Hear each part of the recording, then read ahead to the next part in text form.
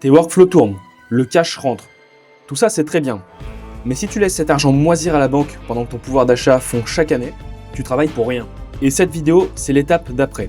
On va voir comment transformer ce que tu encaisses en cash en position sur les fondations de l'IA. Sache-le, ce que tu vas voir dans cette vidéo, personne ne l'a fait à ce niveau de profondeur aujourd'hui dans le monde. Installe-toi bien dans ta chaise ergodynamique et prépare-toi à regarder une vidéo qui va te retourner le cerveau. Bienvenue à toi dans cette vidéo, c'est Mayday et aujourd'hui tu vas voir une vidéo que tu n'as vue nulle part ailleurs. Je n'ai pas trouvé ça sur le marché américain, sur le marché français, sur le marché chinois et sur le marché japonais. Donc on va voir comment investir, je dis bien sur l'IA, pour gagner. Donc écoute bien ça avant de continuer. Si tu cherches un type magique pour faire des x10 en 3 mois sur tes investissements, une vidéo sexy sans te faire chier à comprendre, quelqu'un qui te dit achète ça sans que tu puisses réfléchir, de l'investissement sous dopamine, influencé par X par exemple, ou tout simplement un gourou qui te promet la lune, je t'invite à partir maintenant. Quitte cette vidéo de suite. Elle n'est pas du tout pour toi. À l'inverse, si tu es encore là et que tu veux comprendre comment fonctionne le game aujourd'hui, que tu sais que la richesse se construit sur plusieurs années, pas en des stories Instagram ou des shorts TikTok, si tu es prêt à faire le travail, pas juste à consommer du contenu, si tu assumes tes décisions comme un adulte, et si tu veux une thèse concrète et non pas le top 5 des actions à acheter de manière débile, tu es le bienvenu. Donc moi, ce que je vais te donner dans cette vidéo, ça va être ma lecture, ma grille, mes erreurs que j'ai pu faire. Et ce que je ne vais pas te donner, ça va être des certitudes, des conseils financiers et une excuse pour ne pas faire tes propres recherches. Je te laisse ta dernière chance avant de partir parce qu'à partir de là, il va vraiment falloir activer le cerveau, ça va être du très solide. Et si tu es toujours là, eh bien c'est très bien parce qu'on va commencer. Sache-le, gagner ne veut pas dire gagner. Donc tu gagnes de l'argent avec l'IA, c'est très bien. Mais qu'est-ce que tu fais de cet argent? Si ta réponse est je laisse dormir sur un compte en banque ou même plusieurs, eh bien, on a un gros problème. Et je vais te montrer où regarder pour investir intelligemment dans l'infrastructure qui fait tourner l'IA. Revenons-en sur la vérité que les vendeurs de rêves ne te diront pas, voire jamais. Parce que de une, il y en a qui ne le savent pas, et de deux, il y en a qui n'ont pas la mentalité d'investisseur. Donc, qui gagnent de l'argent dans un compte en banque, mais qui n'en font rien. Donc, sache-le, l'IA, ce n'est pas que créer des agences faire des chatbots au FMIA, vendre des packs de prompt à 7,99 € ou faire des agents IA aucunement rentables, juste pour s'amuser ou pour faire de la technique. 99% des formateurs IA vont te parler de la couche applicative, sache-le. Et moi, je vais te montrer où va vraiment l'argent. Donc pendant qu'ils jouent avec des wrappers, les vrais investisseurs regardent ce qui fait tourner la machine, concrètement. Donc quelqu'un de débutant qui n'a pas un cerveau très évolué ou très développé va plutôt dire « Ouais, moi je veux investir dans Anthropic, je veux investir dans OpenAI ».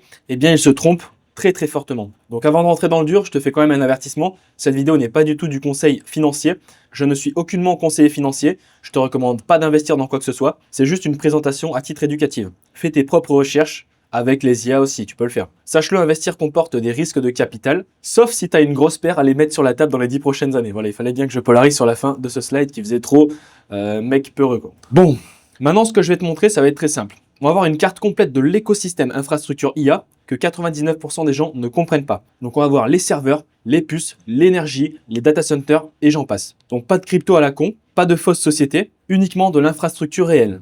Là où l'argent peut être placé, où il est tangible. Commençons par l'illusion de la sécurité. Très important de le mentionner parce qu'il y en a encore beaucoup qui n'ont pas vraiment d'éducation financière sur cette chaîne YouTube. Eh bien, ton compte en banque, l'argent qu'il y a dessus, eh bien, il y a un sacré tour de passe-passe qui se passe. C'est ce que j'appelle l'hémorragie lente de ton pouvoir d'achat. Donc, avec l'inflation qui te tombe sur le coin du nez chaque année, sans que tu puisses le voir. En deuxième, sache-le, une maison, c'est un actif qui se dégrade. Ça coûte en entretien, ça te bloque géographiquement. C'est prédictible, donc c'est trop prédictible. Nassim Nicolas Taleb, ce qu'il dit, lui, c'est ce qui paraît stable est souvent le plus fragile. Grant Cardone, ce qu'il dit, lui, à propos des maisons, il dit « Rent where you live and own what pays you ». Ça veut dire tout simplement loue là où tu vis et possède ce qui te paie. Donc voici son avis concret par rapport aux maisons. Petit rappel sur l'inflation depuis les années 2000, parce que je sais qu'il y en a beaucoup qui ont plus de la quarantaine, qui ont vécu les années 2000. On va faire une petite récap de 2000 à 2024, ce qui s'est passé. Donc l'évolution de l'inflation en France. Donc depuis les années 2000, nous avons perdu à peu près 33% de pouvoir d'achat. Et le plus gros pic était en 2022. Donc pour comprendre comment tu te fais enfler, bien sûr, eh bien en 2000, ton caddie de course coûtait 100 €. Aujourd'hui, le même caddie coûte 151 €. Donc tes 100 € de 2000 valent aujourd'hui 66 € en pouvoir d'achat réel. Je te fais un exemple concret. Si tu avais mis 10 000 € sur un livret A en 2000, avec les intérêts cumulés,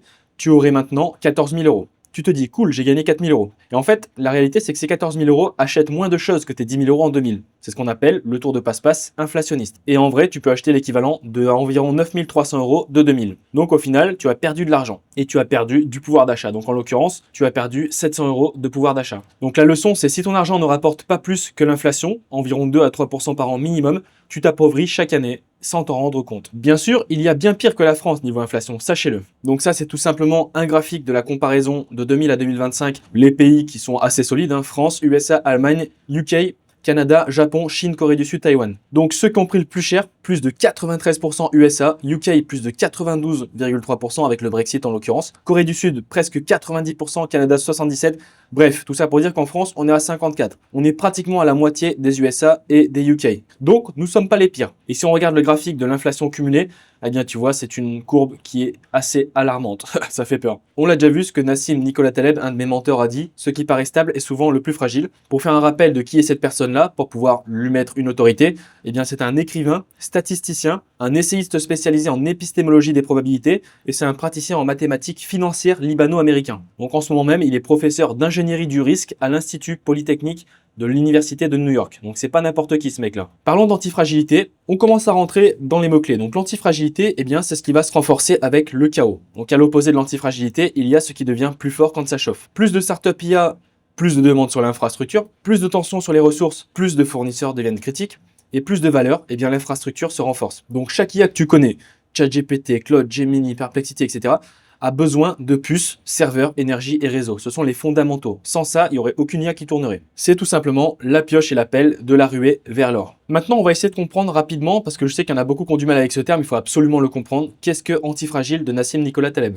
Donc partons du principe de l'investissement sur l'infra IA. Donc un investissement antifragile, par exemple, serait celui-ci. Donc les courbes sont très représentatives, j'ai pas besoin d'expliquer ça pendant 1000 ans.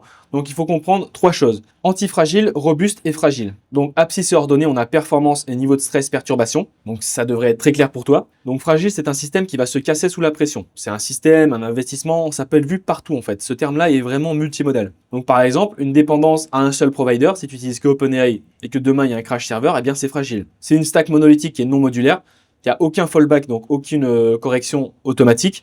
Il y a un budget fixe en marge et formation one-shot obsolète. Donc en gros, tu as un effondrement sur ça. Ensuite, le système robuste. Donc lui, c'est celui qui va résister mais qui va stagner. Beaucoup de personnes confondent robuste et antifragile, ont des systèmes, ont des investissements qui sont robustes mais qui ne sont pas antifragiles et les appellent antifragiles. Donc là, en gros, robuste, c'est quand le chaos il est absorbé. Par exemple, on va utiliser plusieurs providers.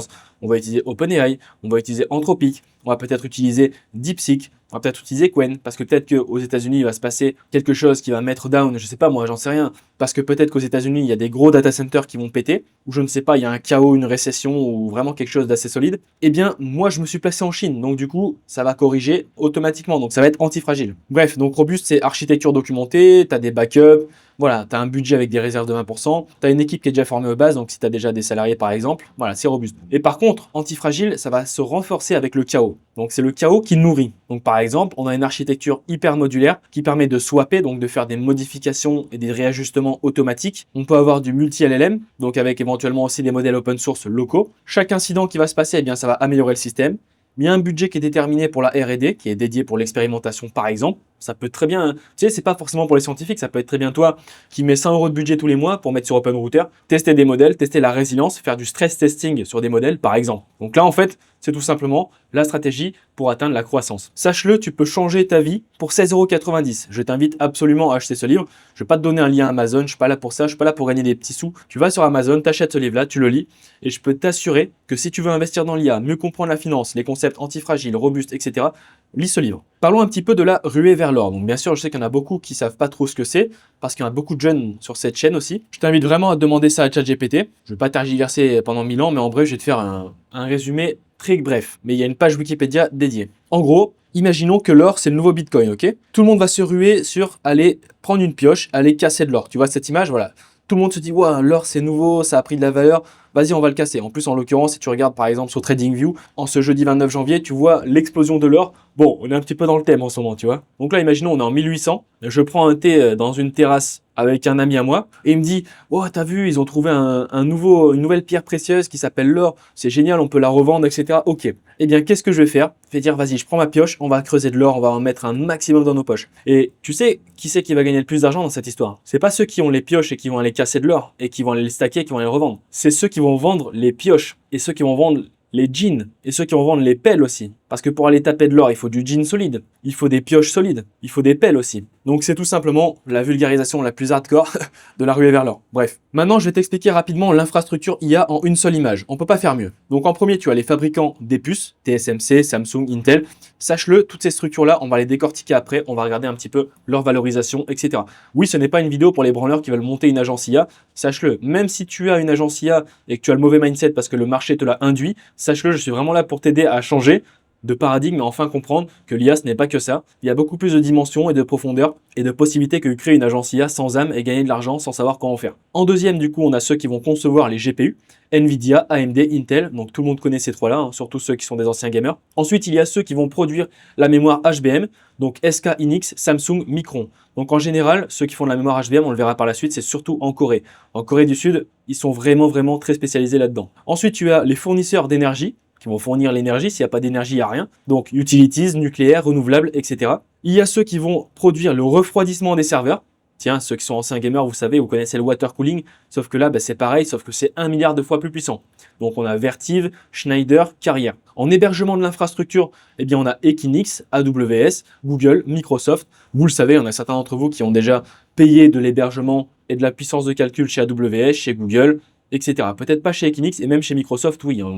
Et oui, sur Microsoft, il y en a certains d'entre vous qui ont déjà investi. Ensuite, on a ceux qui vont connecter les réseaux, donc Cisco, Arista, Juniper, et ceux qui vont déployer l'IA. Donc OpenAI, Anthropic, Google, Meta, tout le monde connaît ça. Voilà, 99% des gens connaissent tout ça. Sauf qu'en fait, là, c'est un iceberg. Donc en fait, c'est un iceberg inversé. Tout le monde connaît ça, mais plus on creuse, plus en fait les gens ne remontent pas la chaîne causale des composants et du coup des fondamentaux qui font tourner l'IA aujourd'hui, et un vrai investisseur va s'intéresser sur ça. Et oui, nous avons l'IA pour pouvoir investir. Sache-le, il y a moins de 2 ans, j'étais encore un débile qui n'était pas du tout investisseur, qui comprenait rien, qui utilisait l'IA pour faire n'importe quoi. À l'heure actuelle, l'IA, on peut s'en servir pour faire des trucs géniaux, comme investir par exemple. Sache-le, il n'y a aucun moyen de me contrer, les vendeurs de pioches gagnent toujours. Toujours. Que l'or soit trouvé ou non. Que tu aies une pioche et que tu trouves de l'or ou pas, les vendeurs de pioches gagnent toujours. Donc ça, je l'ai déjà dit, hein, ceux qui ont fait le plus de thunes pendant la ruée vers l'or, eh bien ceux qui ont vendu les pioches, les jeans et les pelles. Donc la ruée vers l'or 1849, voilà, il y avait les chercheurs d'or. Eh bien la ruée vers l'IA en 2024, donc j'ai fait un ancrage 2024 parce qu'on avait beaucoup plus de data. Startup IA, OpenAI, Mistral, Anthropic, Meta, etc. En 1849, nous avions les vendeurs de pioches. Et du coup, la ruée vers l'IA, eh bien les vendeurs de pioches, c'est Nvidia, TSMC, Broadcom. Les vendeurs de jeans, les anciens Levi's, eh bien, c'est les data centers, Vertiv, Equinix, etc. Et les chemins de fer, eh bien, ça va être tout ce qui va être fibre optique, cloud, AWS, Azure. On va faire un petit détour rapide sur ce qui transforme un bon investissement en cauchemar. C'est important de le savoir. Il y en a beaucoup qui perdent des capitaux. Donc, les effets de levier, je t'inviterai à faire pause et à lire tout simplement. Sinon, la vidéo elle va durer 8 heures. Ça ne me dérangerait pas de faire une vidéo un jour 8 heures sur l'investissement, quelque chose de pur. Donc, les effets de levier. Les all-in sur un investissement, on met tout notre argent, notre capital uniquement sur Nvidia, c'est débile. On achète après les 300%. Quand il y a des grosses montées comme ça, en général, on fait attention, il y a souvent des corrections, il faut faire très attention. On confond conviction et ego, on a 0 cash buffer. Donc le cash buffer, pour faire simple, tu as tout investi, tu n'as plus d'argent pour réinjecter. Donc tu n'as plus on va dire, de liquidité en somme dans ton portefeuille pour réinjecter. Tu regardes les courbes tous les jours, les graphiques. Alors franchement, celui qui achète du Nvidia, du Vertiv et du AWS et qui regarde les courbes tous les jours, putain, il va partir en dépression. Et tu fais du DCA sans synthèse. Donc DCA, c'est plutôt de l'investissement, si tu veux, qui est espacé. Tu vas pas tout investir d'un coup, tu vas investir tous les mois, toutes les semaines. Ça va être une stratégie très spécifique. Donc en l'occurrence, tu accumules un truc que tu ne comprends pas. Voilà, si on investit dans Vertiv par exemple, et que je te dis Vertiv c'est quoi, tu sais pas à me répondre, t'es vraiment un débile, tu vois. Donc sache-le, si ton ticker, donc ticker c'est tout simplement Amazon, bah bien imaginons son ticker c'est AMZ. Mayday, son ticker c'est MYD, par exemple. Si ton ticker fait moins 50% demain, tu sais pourquoi tu gardes ou tu vends. Si la réponse est je ne sais pas, t'aurais jamais dû acheter. Donc c'est pour ça, il y a un vrai travail de préparation. Ce n'est pas parce que l'IA va vite, peut analyser, on peut faire 100 agents IA qui vont analyser avec 100 prismes différents, avec des ultra spécialisations pour analyser et donner une réponse. Est-ce que j'investis ou non sur ce projet? Est-ce que ce projet est solide? Oui, on peut le faire. J'ai déjà fait avec plus de 1000 variables, par exemple. C'est énorme. C'est très puissant la qualité qu'on a. Mais il faut quand même comprendre les fondamentaux. Il faut se poser devant une putain de documentation, lire cette documentation de 30 pages sur le projet, quels sont leurs antécédents, lire les profils de chaque membre qui sont dans cette société, qui sont du moins exposés, etc. C'est du très gros travail, attention. Sache-le, encore une fois, je préfère les démonter, mais ce que les experts AIAA ne comprennent pas encore. Du moins, je pense qu'ils comprennent, mais ils vont pas te le dire soit parce qu'ils te prennent pour un con, ou soit parce qu'ils sont trop actuellement bêtes. Et j'espère qu'ils vont devenir plus intelligents. Donc leur discours, c'est lance ton agence IA. Et la réalité, en fait, c'est qu'ils te vendent un wrapper. Donc ils te vendent un composant. À la place de te vendre WordPress, ils vont te vendre un plugin. Voilà, ils vont te vendre un plugin d'optimisation d'image que n'importe qui peut copier. Voilà, n'importe qui, tout le monde a le code, tout le monde a le même outil, tout le monde peut copier cette solution-là. Ils vont te dire, fais des revenus passifs avec l'IA. Eh bien, la vérité, c'est que tu vas te retrouver freelance, donc tu vas trader ton temps contre de l'argent. Voilà, tu vas travailler pour des gars, ils vont te prendre un peu pour un con, la plupart du temps. Si tu n'as pas les reins solides, il faut savoir le dire, il faut avoir le mindset pour être dans ce domaine-là. Là, on parle d'être un chef d'entreprise, de créer des solutions qui vont régler des vraies problématiques à des sociétés, créer des systèmes et standardiser des entreprises pour augmenter leur valorisation et peut-être, pourquoi pas, proposer une stratégie de revente derrière. Donc là, je te parle vraiment de business. On n'est pas avec des agences IA sans âme, encore une fois. Et business model IA, eh bien, ça dépend de ton trafic, ça dépend de toi, d'un algo que tu ne contrôles pas, bien sûr. Voilà, la plupart vont dire, alors crée du contenu, fais du LinkedIn, fais ça, ils te préparent un plan, ça ne marche pas. Ok. Eh bien, t'as pas de mindset, t'as pas de branding, t'as peur de faire une vidéo, t'en fais pas. C'est logique que ça ne marche pas. Donc bref, tout ça pour dire, revenons sur les cas de confusion du marché. Ils te vendent des wrappers, pas des actifs. Donc un outil IA, ça n'a aucune valeur de revente, tandis qu'un portefeuille d'actions, c'est un actif réel. Ils vont confondre revenus court terme et thèse long terme. Donc faire 5K par mois avec son agence, ça n'est pas du tout égal à construire de la richesse, sache-le. Ils parlent de business IA, mais ils n'ont aucune connaissance sur la supply chain. Donc ils connaissent ChatGPT, ils connaissent Claude, NotebookLM, ça, il n'y a pas de souci. Ils connaissent même les dernières nouveautés comme Cloudbot, etc., Moltbot, tout ce que tu veux. Mais par contre, quand on parle de TSMC, HBM, Data Center, là, il n'y a plus personne. Donc le résultat, ils vont créer des opérateurs sur le marché et non pas des investisseurs. Donc là, actuellement, on a un marché qui est rempli d'opérateurs. Ok, la technique, on l'a, il y a beaucoup trop d'opérateurs. Il y a beaucoup trop de faux experts. Mais des investisseurs, il n'y en a pas beaucoup. Quand tu tapes Crypto AI, quand tu tapes Crypto IA, quand tu tapes Invest AI, il n'y a pas grand monde. Il y a même, voire presque personne qui fait ça. Donc le problème, c'est que là, on a un gros trou dans le marché. Et à l'heure actuelle, je vais prendre une certaine place dans la dimension vrai business IA. On parle de business IA. Donc toi, tu vas courir après les prochains prompts au lieu de laisser travailler ton argent. Donc là, en fait, tu vois, je pense que tu regardes certaines de mes dernières vidéos parce que bien sûr, tu ne vois pas ça ailleurs. Tu commences peut-être à comprendre l'écart qu'il y a. Alors bien sûr, tu montes en niveau, je t'apporte un petit peu de lumière pour que tu puisses comprendre et je te montre un petit peu ce qu'il y a sur le marché et je le démontre sans aucun problème. Ok, et bien là, tu vois la différence entre acheter un pack de prompts que tu voyais peut-être pas forcément mal avant versus investir son argent avec une stratégie antifragile influencée par Nassim Nicolas Taleb. Tu vois les deux écarts, on a un écart qui est massif. Donc là, peut-être que tu arrives un peu mieux à comprendre à quel point en fait le marché est une fraude. Un de mes mentors principaux, Robert, se retourne dans sa future tombe en regardant le marché IA parce que oui, je me projette dans le futur. Franchement, je pense pas que ce soit cette tête qui fait quand il voit le marché IA. Donc maintenant, on va parler de quelque chose de sérieux. Voilà, tu gagnes ton cash avec l'IA en premier. Donc dans un premier temps, tu commences à résoudre des vraies problématiques, à t'exposer sur le marché, à créer des solutions qui vont résoudre des problèmes à des entreprises qui sont prêtes à te payer, pas être un freelance. Et ensuite, tu vas sécuriser ce cash avec de l'infra. Donc maintenant, on va commencer par voir certains critères qui sont assez intéressants. Donc la barrière à l'entrée avec l'agence IA, eh bien c'est zéro. N'importe qui peut te copier. Tandis qu'avec l'infra IA, elle est énorme. TSMC, eh bien, c'est 20 milliards de dollars par usine. En ce qui concerne les dépendances, eh bien, l'agence IA, c'est toi, ton temps, ton trafic. Si tu es malade ou si tu te casses le bras, pendant un mois, tu ne travailles pas, qu'est-ce qui rentre dans ta poche? En l'occurrence, si tu enlèves ton ego, la plupart d'entre vous, c'est zéro. Ou peut-être moins de 1000 dollars. Tandis qu'avec une infra IA, eh bien, structurelle, multi-client. Concernant la scalabilité, en agence IA, c'est linéaire. Plus de clients est égal plus de travail. À part si vraiment tu automatises, tu standardises, tu as une équipe, ok? Sauf qu'en infra IA, eh bien, c'est exponentiel. Il faut faire la différence entre linéaire et exponentiel.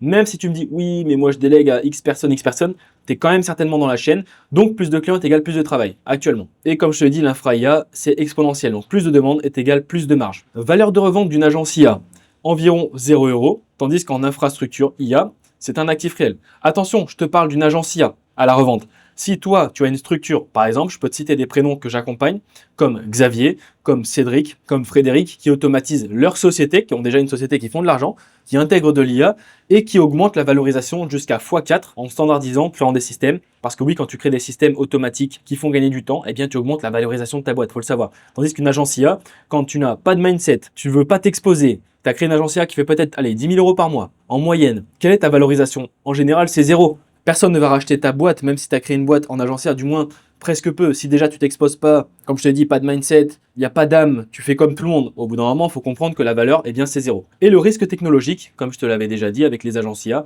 eh bien, un nouvel outil te remplace. Voilà. Tandis que l'infra IA, c'est toi l'outil. C'est toi l'outil, c'est toi qui appuies sur j'investis dans l'infra IA ou pas. Le plus gros piège mental que tu ne connais peut-être pas, c'est je fais 10 000 € par mois avec mon agence, je suis riche.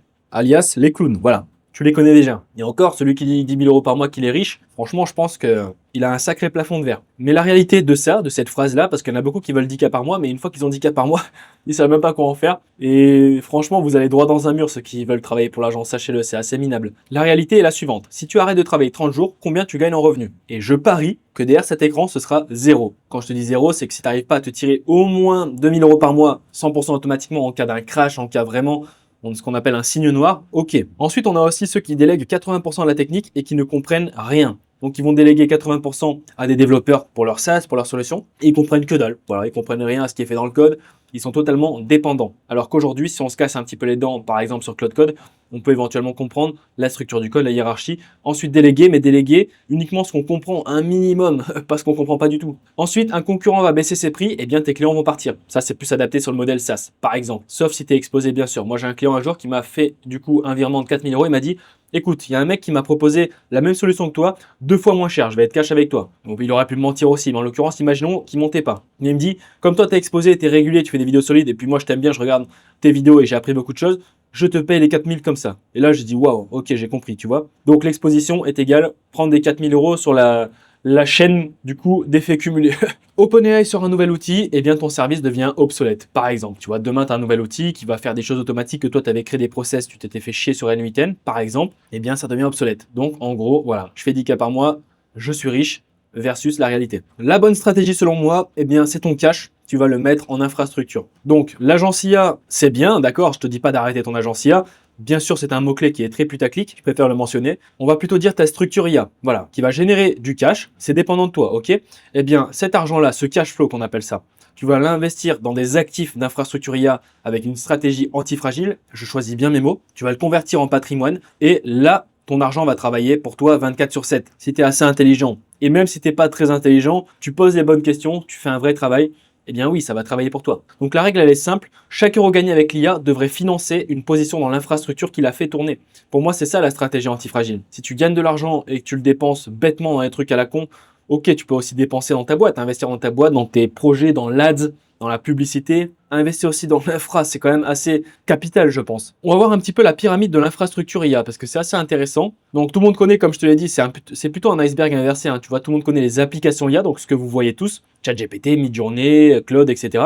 Ensuite, tu as le cloud et le software, donc Azure, Google Cloud Platform, etc., etc. Donc, où ça va tourner. Ensuite, tu as les data centers, donc avec le cooling, le networking, les colocations. Donc, ça, c'est l'infrastructure physique. Ensuite, tu as l'énergie, donc c'est le nucléaire qui travaille 24/7. On verra pourquoi 24/7. Donc, c'est ce qui va alimenter. Et ensuite, à la base primaire de la chaîne causale de la création des systèmes d'IA, on va dire, enfin, du moins de l'IA, eh bien, ce sont les semi-conducteurs. GPU, CPU, Foundry, lithographie, etc. C'est la fondation principale. Donc, on verra pourquoi je te parle de diversification à 90% d'ETF et 10% de crypto, suivant la stratégie Barbell de Nicolas Nassim Taleb, de 10% en asymétrie. Donc, comme je l'ai mentionné, c'est là où se trouve la vraie valeur long terme. C'est ici que ça se trouve. C'est pas investir dans les IA. Il faut réfléchir, en fait, tu vois. S'il n'y a pas le semi-conducteur, il n'y a rien, en fait. S'il n'y a pas l'énergie, il n'y a rien. S'il n'y a pas le data center, il n'y a rien. S'il n'y a pas le cloud, il n'y a rien. S'il n'y a pas d'application IA, il y en aura d'autres qui vont être créées avec tout ça, grâce à ces 4 piliers, tu vois. Donc, je le répète, tu gagnes avec l'IA, ok.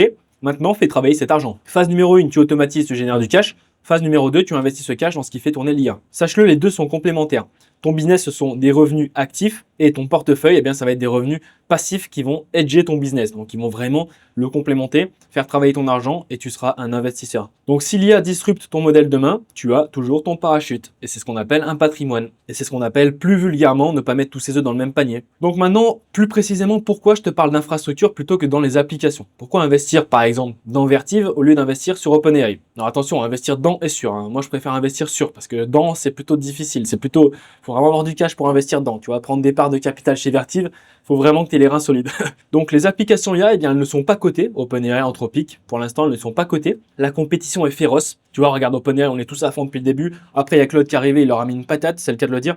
Après, il y en a qui retournent sur OpenAI. Il y en a qui vont faire du Cloud Code. Bref, bon, tu vois, la compétition, elle est hardcore. Les marges, elles sont hyper compressées. Tu sais, il y en a beaucoup qui ne sont pas vraiment si rentables que ça pour l'instant, je dis bien. Et une nouvelle IA peut tout changer demain. C'est très très dangereux. Donc investir là-dedans, franchement, là c'est encore pire que des meme coins en crypto, tu vois. Ensuite, on a l'infrastructure. Donc c'est totalement inévitable. Tout le monde en a besoin. Rationnellement, c'est totalement incontrable. Personne ne peut me dire non, mais l'infrastructure, j'investis pas dans ça parce que ça peut pas marcher. Peu importe qui gagne, ChatGPT, Claude, tous utilisent les mêmes GPU. Tous consomment la même électricité. Pour l'instant, jusqu'à ce que la quantique arrive. Mais ne vous inquiétez pas, on n'est même pas à la moitié. Ça va être la vidéo la plus solide que je n'ai jamais faite sur cette chaîne, hein, sachez-le. Donc stratégie pick and shovel, donc pioche et pelle. Donc pendant la ruée vers l'or, ceux qui faisaient une vraie fortune vendaient les outils, donc l'infrastructure. Allez, nous voici, on va parler de la chaîne causale de l'IA, c'est important, il faut vraiment bien comprendre. On va repartir de la base de tout par rapport à ce qu'on nous a induit depuis qu'on est jeune. Donc à peu près moins 300 000 ans, jusqu'à moins 5000 ans, Homo sapiens. Ensuite, il y a eu une révolution cognitive.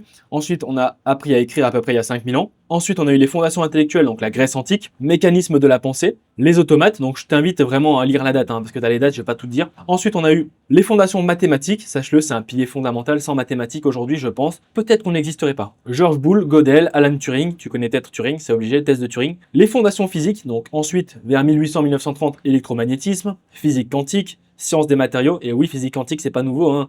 Il y avait Schrödinger, Heisenberg, Max Planck, Bohr, etc. qui travaillaient déjà là-dessus, et même Einstein en 1905, si je dis pas de conneries. Sciences des matériaux. Ensuite, en infrastructure hardware vers 1947-1971, donc là, on a eu les transistors, on a eu les circuits intégrés, on a eu la loi de Moore avec les microprocesseurs, que tu as déjà entendu parler. Ensuite, les premiers ordinateurs en 43-57 à peu près, donc des machines de guerre comme Colossus, ENIAC, etc. Ça te parle certainement si tu as plus de 70 ans ici. On a eu l'architecture von Neumann.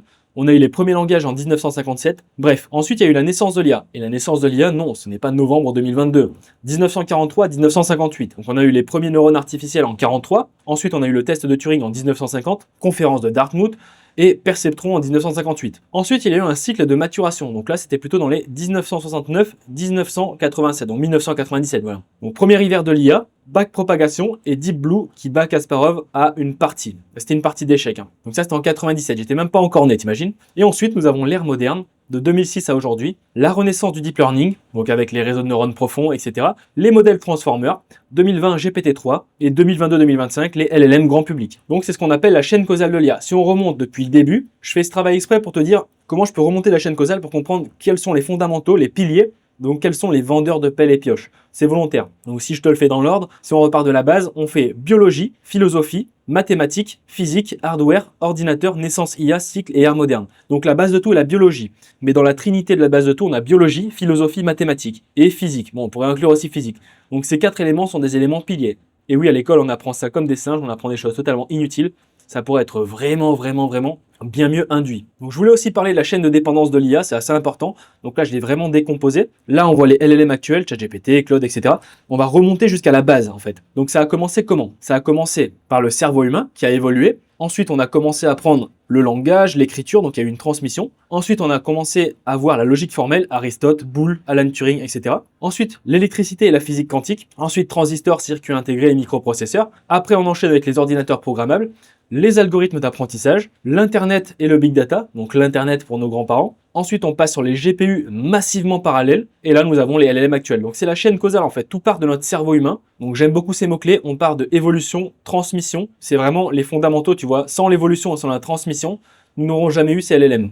Donc c'est assez important. Donc maintenant, on va commencer à taper dans le dur, ça va faire mal. Je te dis, ça va faire mal à l'ego, et même moi, ça m'a fait mal de préparer cette vidéo, de voir certaines choses, de me dire pourquoi j'étais aussi con depuis l'arrivée de l'IA, et je n'ai pas mieux réfléchi en tant qu'investisseur. Bien sûr, ce sont des erreurs de jeune, que j'avais à peine 22 ans. Là, on va voir les performances des actifs les plus connus aujourd'hui, de 2023 à 2026, en 3 ans, sache-le. Je te parle pas d'une crypto, là, je te parle de vraiment projets hyper solides, les projets fondamentaux.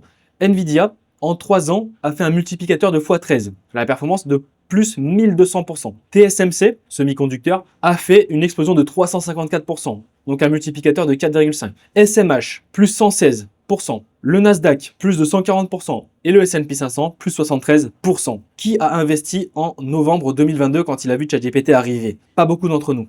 Je pense que ceux qui ont investi ne parleront pas dans les commentaires, et bravo à eux. C'est grand respect. Et c'est l'expérience de marché qui parle. Allez, on commence à rentrer dans le dur. Je te le dis, là, c'est vraiment loin d'être fini. Couche 1, on va parler des semi-conducteurs, donc c'est la fondation. Donc sache-le, sans plus, pas d'IA. Et on va voir les 5 acteurs qui dominent cette couche critique. Donc avant de commencer, il y a un terme à comprendre donc, de Warren Buffett qu'il a institutionnalisé. C'est le terme moat.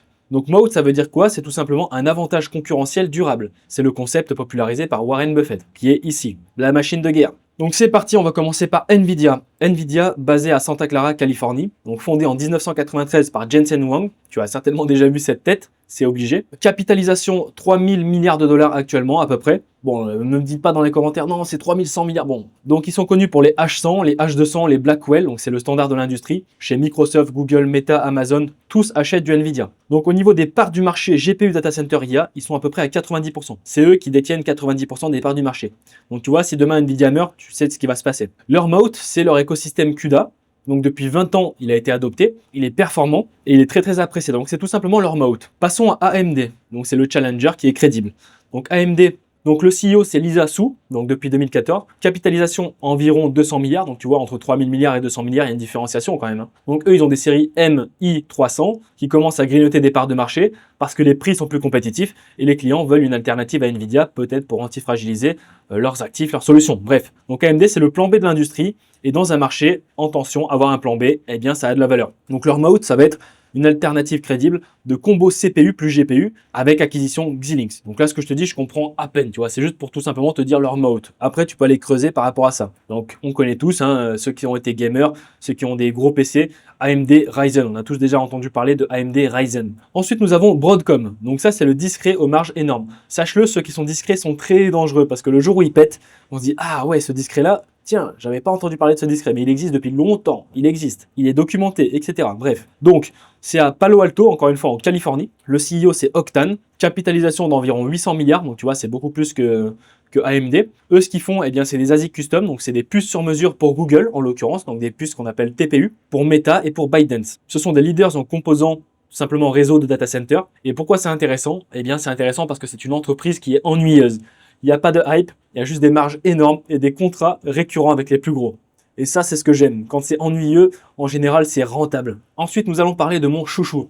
TSMC, c'est la fabrique du monde. Donc, le siège est à Taïwan, à Hsinchu. Voilà, je crois que je l'ai bien dit. Fondé en 87, donc en 1987. Le CEO, c'est C.C. Wei. Donc le mec, il s'appelle Claude Code Wei. Il est déjà dans le futur. En plus, il a un gros sourire. Le mec, il s'appelle Claude Code. Donc la capitalisation, c'est 900 milliards de dollars. Donc le point crucial, Nvidia ne fabrique pas ses puces, AMD non plus, Apple non plus. Eh bien, il désigne la fabrication physique. Eh bien, TSMC à Taïwan domine à 60% les parts du marché mondial sur ce secteur. Donc le goulot d'étranglement de toute l'industrie tech mondiale, sans TSMC, sachez-le, pas d'iPhone, pas de GPU, pas d'IA, aucunement. Leur moat est le leadership 3 nanomètres par 2 nanomètres, capex massif, impossible à rattraper, les clients sont captifs. Voilà. Une fois que tu es rentré chez TSMC, t'as pas envie de repartir.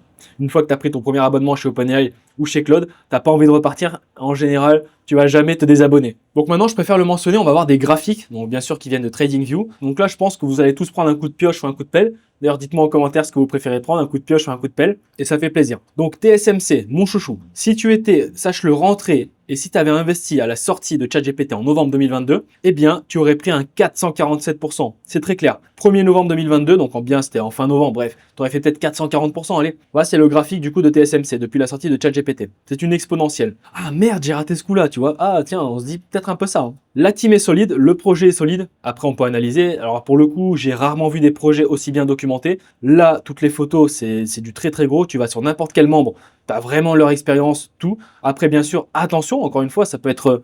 Certains peuvent être encore une fois appuyés. Mais là, en l'occurrence, bon... c'est pas un projet crypto qu'on analyse là. Là, tu vois, il y a une team qui est extrêmement puissante. Je veux investir dans ce projet, je veux connaître tous les archétypes, je vais faire passer dans du multi-agent chacun des archétypes, qui ne sert à rien, qui est très fort. Si le plus important part, qu'est-ce qui se passe? Est-ce que c'est antifragile, avoir du scoring? Bref, là, on crée des vrais systèmes d'agents IA et de multi-agents IA pour de l'investissement, pour de l'hyper-rentabilité, pour la création d'actifs, encore une fois. Bien sûr, on n'en parle pas, mais il faut quand même le mentionner, il y a un risque avec Taïwan. C'est ce que j'appelle le risque de l'éléphant dans la pièce. Donc TSMC, actuellement, ils ont 60% de la production mondiale des puces avancées, mais le problème, eh bien, c'est que Taïwan est une île que la Chine revendique. Donc, tu vois, Taïwan, c'est juste ici, hein, si tu veux vraiment savoir où est-ce que c'est. Et la Chine le revendique. Donc, maintenant, tu te dis, il le revendique, mais quel est le problème? Eh bien, le problème, c'est un scénario noir qui est potentiellement possible. L'invasion de Taïwan, pour reprendre la domination, par exemple, ou un blocus. Donc, ça pourrait faire une rupture mondiale en IA. Donc là, en fait, les marchés, tu sais, qui peuvent exploser. Imagine, tu as mis ton capital, beaucoup de ton capital dans TSMC et que là, la Chine a envahi Taïwan. bah tu as compris ce qui va se passer. Hein. Les conséquences, ton portfolio peut prendre un moins 50% en une journée. Tu as mis 100 000 euros et tu te retrouves avec 50 000. Donc là, c'est pas forcément en crypto, là c'est dans des boîtes. Hein. Là, c'est encore plus difficile à assumer. Mais eh bien, TSMC construit des usines en Arizona, donc il y a toujours des petites valeurs qui peuvent dire, mais il n'y a pas de investi ou investi pas. Il y a toujours des risques. Maintenant, c'est est-ce que je suis prêt à mettre tel risque? Est-ce que j'ai bien analysé pour être sûr que je fais confiance au projet, etc.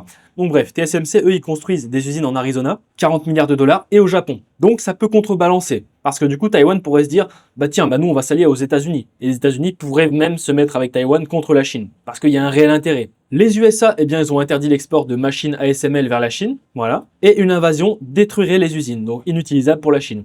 En l'occurrence, ça serait se mettre aussi une épine dans le pied à la Chine d'envahir Taïwan ou de casser tout simplement, ou de détruire tout simplement leur société, parce que, ben, tout simplement, comment ils font tourner leur modèle après. C'est ça qui est aussi intéressant. Donc c'est un risque, mais c'est un risque pricé. Demain, j'investis dans X entreprise, je price mon risque. Et l'alternative, c'est de ne pas du tout investir dans les semi-conducteurs. Et là, ne pas faire ça, eh bien, c'est rater la plus grosse vague technologique qui nous arrive dans la goule. Comme tu l'as vu, 447% uniquement sur TSMC, en moins de 3 ans et demi. C'est là où je vous recommande fortement de faire de la diversification géographique, extrêmement recommandée. On n'investit pas tout en Chine. Demain, la Chine, elle tombe, ou on n'investit pas tout aux USA. Demain, il y a une récession aux USA. En 2026, il y a une probabilité qu'il y ait une récession aux USA. Eh bien, demain, si tu n'as que investi dans des projets américains, je te laisse imaginer ce que ça peut te faire dans les fesses. Il y a bien entendu la dimension des risques géopolitiques, il faut quand même le mentionner, au-delà de Taïwan. Donc le risque numéro 1 de Taïwan, le plus connu, eh bien TSMC, il fait 90% des puces avancées mondiales. Eh bien l'impact, ça serait une invasion, donc plus d'iPhone, plus de GPU, plus d'IA, etc. La distance entre la Chine et le Taïwan, eh bien c'est que 130 km, donc un missile et c'est fini. Faut le savoir quand même. Oui, il faut aller jusqu'à là au niveau d'analyse, même plus loin encore. Et d'autres critères, tout simplement. Donc la probabilité d'invasion selon les experts est avant 2030 à peu près de 10 à 20%. Donc c'est pas 0%. Entre 10 à 20%. Le risque numéro 2, la guerre commerciale entre les USA et la Chine. Hein. Je te laisse lire parce que sinon ça va prendre vraiment 1000 ans. Mais en gros, la Chine contrôle 60% des terres rares mondiales nécessaires aux puces, 80% du raffinage des terres rares et la production de gallium et de germanium, donc des composants critiques. Critique est égal hyper important. Risque numéro 3, la concentration extrême, comme tu le vois. Eh bien, Nvidia, par exemple, ont à peu près plus de 80%, voire plus de 90% des parts du marché. Si demain il tombe, c'est vraiment le chaos. Donc ça, c'est quand même un risque. Tu vois, un seul maillon casse, toute la chaîne s'arrête. Faut le savoir quand même. Donc les leaders, comme on l'a vu, Nvidia, États-Unis, TSMC, Taïwan, ASML, Pays-Bas. Oui, Pays-Bas, ça envoie du lourd. Et la mémoire HBM, on l'avait vu. Alors ça, on l'a peut-être pas vu, mais je m'en rappelle.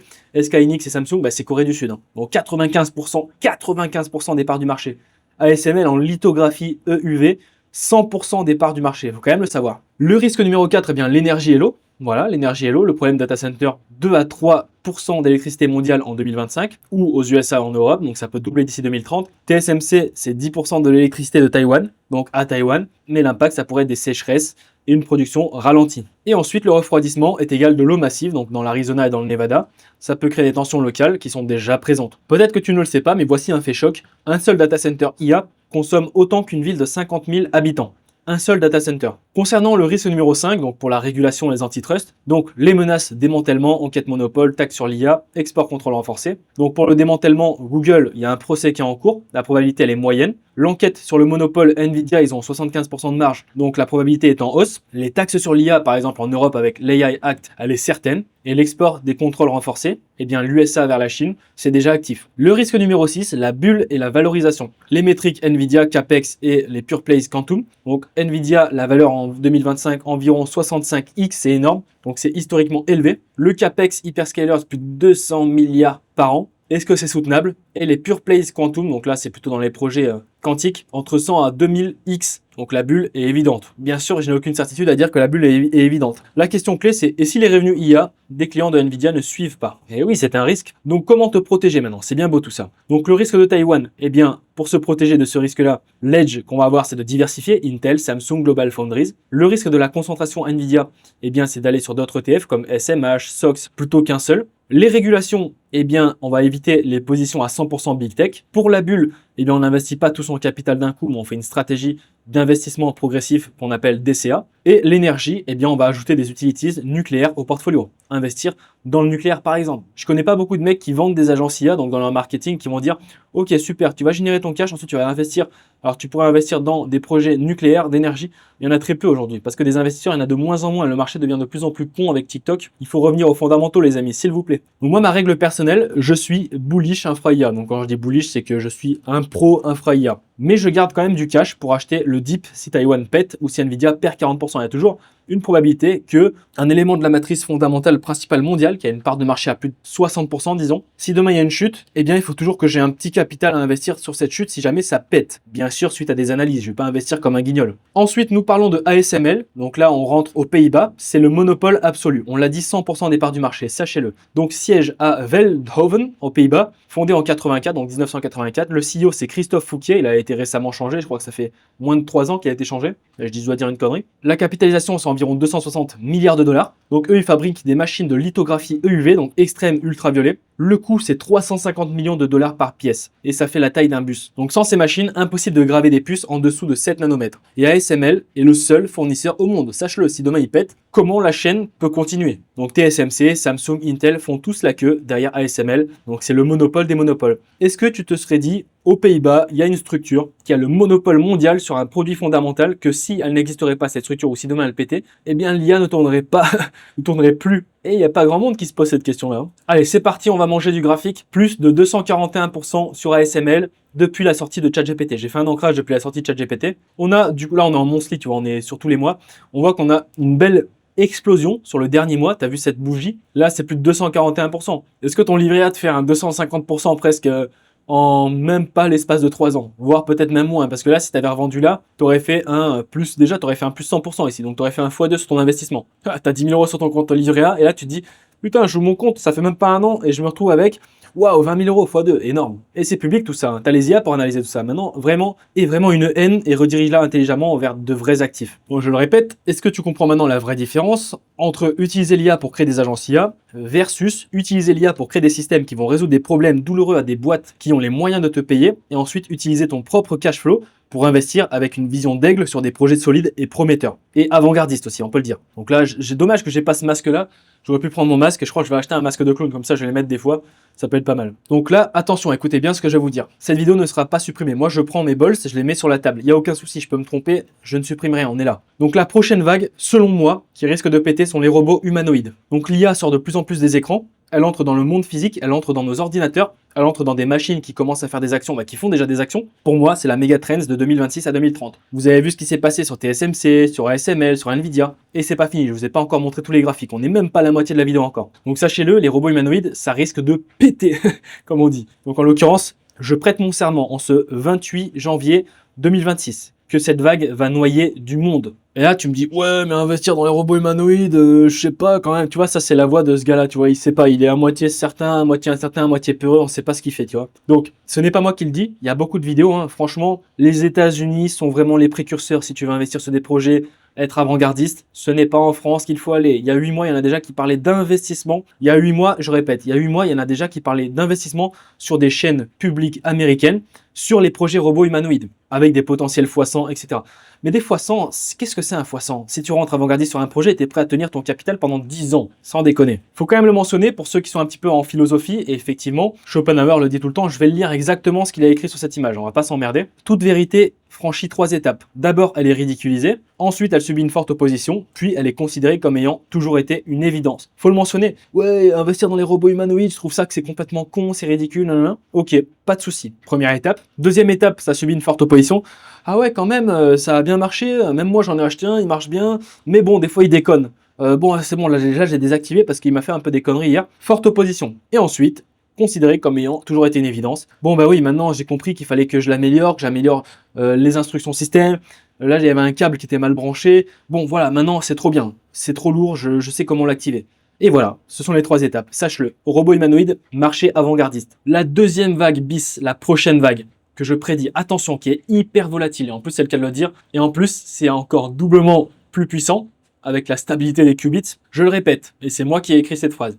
L'IA, c'est la vague actuelle. Le quantique, c'est le tsunami qui va arriver. Les deux vont fusionner, ok? Ça, je l'ai dit en janvier 2026. Vous pouvez le ressortir quand vous voulez. Même s'il y a une chute de marché, ressortez-le, il n'y a aucun souci. En termes de contexte rapide, Google Willow en décembre 2024 a permis de faire un calcul en 5 minutes qui prenait 10 septillions d'années pour un supercalculateur classique. On n'est pas sur un ordinateur à la con, un supercalculateur classique. IBM, l'objectif 2029, 200 qubits logiques, 100 millions de gates. McKinsey, 72 milliards de revenus quantiques d'ici 2035. Attention, ce sont des projections. La BCG, entre 450 à 850 milliards de valeurs économiques créées d'ici 2040. Faites vos propres recherches par rapport à ce marché-là. Je vous invite vraiment à faire vos vraies recherches. Donc la taille du marché et les projections, si on se projette un petit peu, suivant la source BCC Research, en 2025, on est à peu près à 1,6 milliard sur la taille du marché et la valorisation. Tandis qu'en 2030, leur projection, c'est à peu près 7,3 milliards. Donc là, on est plus qu'un x2, tu vois, c'est même plus un x2 là. Ensuite, Markets and Markets, 3,5 milliards de dollars en 2025. Projection 2030, 20,2 milliards. Et McKinsey ne s'est pas projeté, alors peut-être que j'ai fait une erreur là-dessus, mais il me semble que McKinsey ne s'est pas projeté sur une projection en 2030 concernant la taille du marché de la quantique ou du quantique. Concernant les investissements gouvernementaux de 2024 à 2026, publiquement récupérables, après bien sûr, là, celui qui ne croit pas à ces chiffres, il a totalement raison, parce que encore entre ce qu'ils nous disent et ce qui est vrai, on ne sait pas.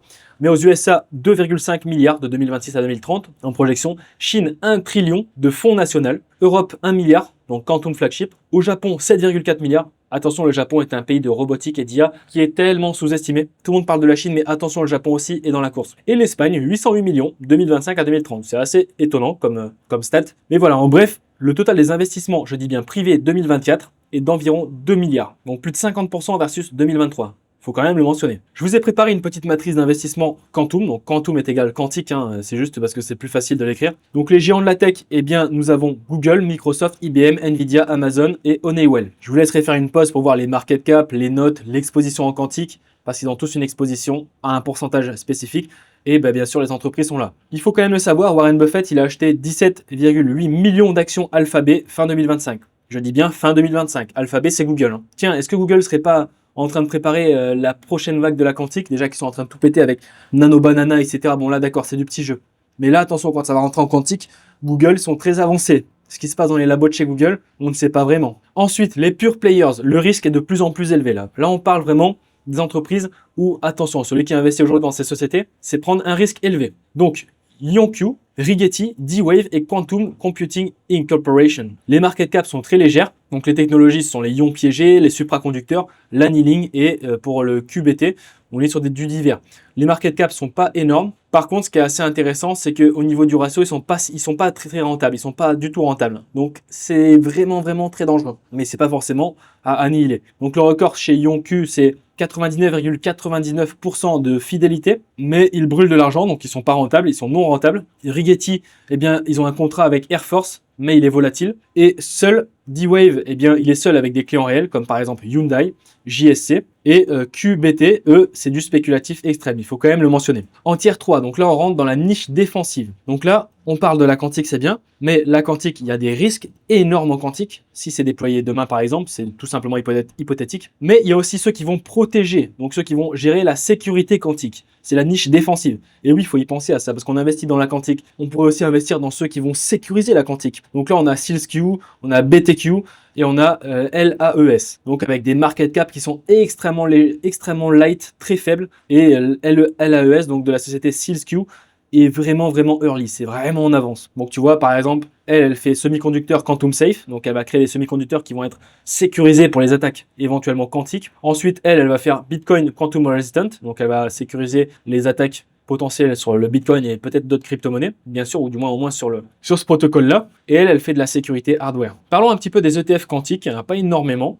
Donc il y a Quantum, donc QTUM, donc de nom Defiance Quantum ETF, donc qui a pris en 2025 dans l'année un plus 42%, c'est assez intéressant, avec un ratio de dépenses à 0,40. IonQ via ARQ, donc ça c'est la société ARK Autonomous Tech, donc il y a une exposition qui est indirecte et il y a un expense ratio qui a été de 0,75. Faites bien vos recherches, là ça peut être vulgarisé, il peut y avoir des hallucinations sur ça, ou des approximations, attention. Il faut quand même aussi le dire, eh bien la crypto et la quantique, les deux, si on les fusionne, il y a une énorme menace, comme je t'ai dit. Donc le problème, c'est quoi? C'est que Bitcoin et Ethereum, ils vont utiliser un système qui est vulnérable à un algorithme de short, qu'on appelle ça, donc ECDSA. Il y a 6,65 millions de Bitcoins qui ont des clés publiques exposées, dont à peu près 1 million de Bitcoins de soi-disant Satoshi Nakamoto, donc 123 milliards de dollars. Et nous avons aussi des petits malins qui s'amusent à récupérer tous les éléments de la blockchain, donc télécharger et le garder pour plus tard, pour pouvoir les décrypter.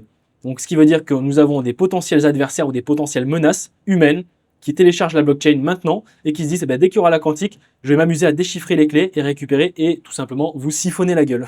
C'est le cas de le dire. Donc la timeline menace. Donc, Vitalik Buterin, il dit qu'il y a 20% de chances d'attaque quantique avant 2030. Et Vitalik Buterin, c'est pas n'importe qui ce mec-là, c'est un fou furieux, cofondateur d'Ethereum, hein, ETH, tout le monde a déjà entendu Ethereum. Ensuite, il y a la Réserve fédérale qui a fait un papers des risques réels entre 2028 à 2033 concernant des menaces d'attaque quantique en crypto. Et il y a NIST aussi qui a fait des standards post-quantiques qui ont été finalisés en août 2024. Donc on pourrait plus communément appeler Dilithium, Falcon et Sphinx Plus. Donc pour faire au plus simple, pour ceux qui ont été perdus là-dedans avec tous les termes clés. En gros, les ordinateurs quantiques pourront un jour deviner ta clé privée Bitcoin à partir de ta clé publique en quelques minutes. Alors qu'un ordinateur normal, actuellement, mettrait des milliards d'années. Donc il y a des hackers actuellement qui stockent déjà les transactions d'aujourd'hui pour les décrypter demain. Il y a un potentiel risque. Donc tu comprends un petit peu pourquoi la quantique n'avance peut-être pas vite. Imagine demain, il y a une attaque massive, il y a de la puissance de calcul quantique qui est allouée, les hackers l'utilisent pour déchiffrer des clés crypto, siphonnent, je sais pas, 40% des portefeuilles du marché mondial. Je sais pas, tu avais un patrimoine crypto de 300 000 $, tu te retrouves avec zéro, tu as été siphonné. Est-ce que tu te rends compte de ce qui va se passer sur le marché s'il y a ça? Je te laisse poser la question à l'IA, je vais même pas poser la question, ça me fait peur. Donc c'est la raison pour laquelle il y a des cryptos, alors il faut aussi aller chercher un peu plus loin, il y a des cryptos qui sont quantum resistant. Donc elles résistent à des attaques quantiques, il faut quand même le savoir, ça existe. Donc c'est là où vont rentrer peut-être des cryptos qui sont trop avant-gardistes, c'est trop tôt de rentrer dedans. Eh bien, quantum resistant, donc QRL, le projet Zcash, ZEC, je t'inviterai à faire pause, je vais pas tout lire à chaque fois, Starknet, STRK Antiqueur, Algorand, Nervos Network, Hedera, QAN Platform. Alors bien sûr, il faut bien analyser chacun de ces projets, voir si vraiment concrètement avec une belle analyse, une grosse analyse bien solide, est-ce que y a des projets qui sont plus solides que les autres? Est-ce qu'il y en a qui sont peut-être des scams? On sait jamais, on sait jamais. C'est ce qui est actuellement exposé. Les IA vont récupérer ce qu'il y a sur Internet. Il y a potentiellement là-dedans un scam, on ne sait pas lequel. Et concernant le secteur des quantum resistant, la market cap totale, elle est uniquement à 9,37 milliards. C'est tellement faible. Donc c'était en novembre 2025. Je te laisse imaginer comment ce secteur va péter. Parce que je te laisse imaginer aussi le nombre de personnes qui ont des portefeuilles crypto à des 3 millions, à des 50 millions. Et il y en a beaucoup qui ont des 50 millions. C'est pas si énorme en crypto. Ils ont fait des énormes multiples. C'est juste un transfert de liquidité, la crypto. C'est pas si compliqué que ça à comprendre. Il y a vraiment de l'argent qui circule. Et beaucoup ne se rendent pas compte à quel point. Je te dis, moins de 10 milliards, c'est vraiment faible. Un marché potentiellement énormément prometteur. Bref, parlons un petit peu d'une blockchain quantum resistant. Alors là, je vais pas t'expliquer comment ça marche parce que c'est pas vraiment une vidéo de technicien, celle-ci. Mais ça, c'est une image, par exemple, d'une blockchain qui serait résistante aux attaques quantiques. Je te laisserai, si tu veux, faire une capture d'écran, rechercher.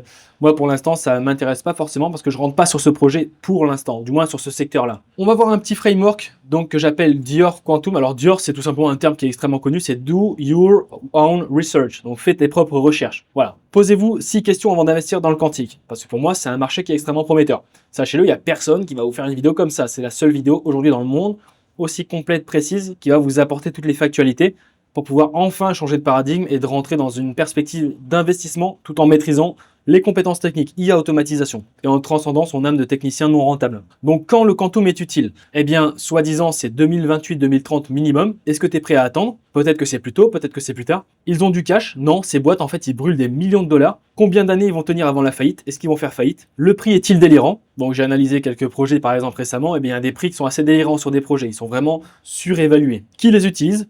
Ils ont 0 client, peut-être. Donc 0 preuve que ça marche. C'est peut-être trop tôt. Est-ce que Google peut les tuer? Est-ce que les géants ont le cash pour les racheter ou les écraser? C'est quand même intéressant de le savoir. Et combien tu mets? Ce que tu peux perdre à 100%. Ça, c'est vraiment le plus important. Donc, ma règle, elle est simple. Ça fonctionne sous format de niveau de risque. Donc, on a Safe, Moyen, Casino, Edge Crypto. Donc, si par exemple, on parle de Safe, Google, Nvidia, Honeywell. Si on est moyen, on rentre dans l'ETF Quantum. Si on est en mode casino, on rentre sur Yonq, Rigetti, D-Wave. Mais attention, ça peut être un casino calculé. Et en Edge Crypto, là, on rentre sur QRL, Algorand, Hedera. Voilà, c'est vraiment une fois que tu veux vraiment prendre des risques énormes. Tu es hyper avant-gardiste là. Il y en a qui ne savent même pas que ChatGPT existe. Il y en a qui utilisent ChatGPT comme des fous furieux. Ensuite, il y a ceux qui vont investir en safe. Donc Google, Nvidia, Honeywell. Donc ils connaissent tout ça. Ensuite, il y a ceux qui vont prendre plus de risques, qui vont aller investir sur des ETF quantum. Ensuite, il y a ceux qui vont encore prendre plus de risques et qui vont rentrer sur Yonq, donc encore plus de projections avant-gardistes, Rigetti, D-Wave, etc. Et ensuite, il y a les grands malades qu'eux, ils pensent, ils sont déjà en 2050, ces mecs-là. Mais c'est pas parce qu'ils sont en 2050 qu'ils vont être rentables. Très important à savoir.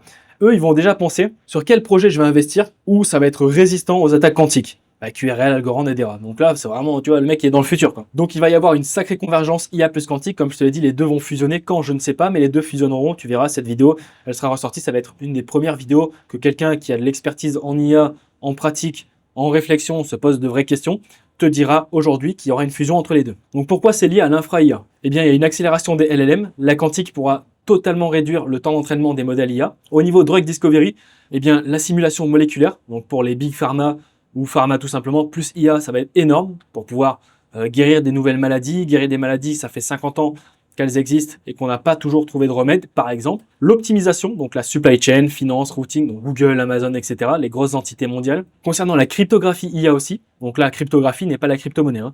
Donc pour sécuriser les modèles contre le vol, par exemple, NVIDIA CUDA-Q, donc ça peut être un bridge très très puissant entre les GPU classiques et les QPU quantiques, donc QPU Quantum PU, voilà, c'est quantique. Donc il faut le mentionner, la quantique ne remplacera pas l'IA, il va l'accélérer exponentiellement, mais à un niveau que vous n'avez même pas encore l'imagination, et je pense que personne ne peut s'imaginer parce qu'on n'est pas encore assez intelligent en fait. Notre QI n'est pas assez développé pour pouvoir ne serait-ce que s'imaginer à quel point ça va accélérer exponentiellement. Ça va être du délire. Encore une fois, quand, je ne sais pas. Je ne me projetterai pas sur quand. Mais vas-y, je me projette parce que sinon, c'est ne pas les porter. La quantique va exploser en 2027. Pour moi, 2027, c'est vraiment une année symbolique. 2026, on va rester encore sur les dernières percées en IA, les grosses avancées mondiales, les grosses transitions de paradigme européens en ce qui concerne les entreprises qui vont enfin intégrer l'IA. Et 2027, c'est l'intégration de la quantique. Et là, on va avoir un écart massif. Et à partir de là, il y aura des très très gros risques. Et peut-être qu'on aura la plus grosse catastrophe mondiale depuis l'arrivée d'Internet en 2027, suite à ça. Bref, en ce qui concerne les principaux acteurs, du coup, on va revenir sur les robots humanoïdes parce que c'est un petit peu bien de changer de... on change un petit peu de secteur. On revient sur les robots humanoïdes. Donc comme on l'a vu, eh bien, la prochaine vague de l'IA va sortir des écrans, elle sera dans le monde physique. Donc très important, il y a 3 couleurs donc des pastilles. Il y a les pastilles qui sont cotées, donc on peut investir à partir de maintenant. Il y a les pastilles qui sont via des parents, donc via des sociétés mères qui sont cotées. Et il y a des sociétés privées dont il n'est pas possible d'investir tant qu'il n'y a pas eu de IPO. Alors, nous avons Tesla. Alors, je te laisserai lire, hein. On peut investir dans Tesla. Figure AI est non coté encore. Boston Dynamics via une société mère, donc via Hyundai. Agility Robotics, Apptronic, Nvidia, on peut investir dedans. Donc ça, c'était concernant les USA. Maintenant, pour la Chine, on a Unitree Robotics, non coté encore une fois. Ubitech Robotics, Xiaomi, Fourier Intelligence. Oui, Fourier Intelligence, c'est en Chine. En Corée du Sud, on a Hyundai Motor Group. C'est investissable, hein. Tu peux rentrer sur Hyundai. Samsung Electronics. Donc Samsung, tu es obligé de rentrer via la société mère. Au Japon, donc tu vois, il y en a plus au Japon qu'en Corée du Sud. Nous avons Toyota, Honda et SoftBank Robotics. Donc Toyota et Honda, on peut rentrer, il n'y a pas de souci. Et en Europe et au Canada, alors c'est assez... Franchement, je trouve que c'est flippant. Tu vois, même plus je fais des analyses de plusieurs dimensions différentes, plus je me rends compte qu'en fait, en Europe, on est en retard. Société One X Technology non cotée, Sanctuary AI non cotée. C'est pas fou. L'Europe, on est mort. On est concrètement, on est mort. Pour 2027, on est cuit. Donc il y a 5 projets où on peut investir directement. Il y en a 4 où on peut investir via des sociétés mères et nous avons 8 projets privés, donc il faut surveiller les IPO. On va parler d'un goulot d'étranglement qui est plutôt invisible, ce qu'on appelle la mémoire. Donc il ne faut surtout pas l'oublier. Memory HBM Storage. Donc un GPU H100 sans mémoire HBM, eh bien c'est tout simplement une Ferrari sans essence. La mémoire, c'est un élément capital qui est absolument invisible et que très peu de personnes vont parler de la mémoire HBM et du stockage des GPU H100. Tout simplement, les modèles d'IA, ils ont besoin de bandes passantes de mémoire massive, donc le HBM, High Bandwidth Memory, qui coûte 6 fois plus cher que la mémoire standard. La demande est en train d'exploser et l'offre ne suit pas. Je répète, la demande est en train d'exploser et l'offre ne suit pas. Cette phrase devrait en exciter plus d'un. 3 entreprises contrôlent 95% des parts du marché mondial. C'est énorme. Et c'est là où on va rentrer en Corée du Sud. Donc 3 pastilles, leader, challenger, niche. Donc leader SK Hynix, fournisseur numéro 1 de Nvidia, contrôle environ 50% du marché HBM mondial. Ils ont des relations exclusives avec Jensen Huang, c'est important à le savoir. Hein. Et il y a une capacité de production la plus avancée. Le risque géopolitique, il faut quand même le mentionner,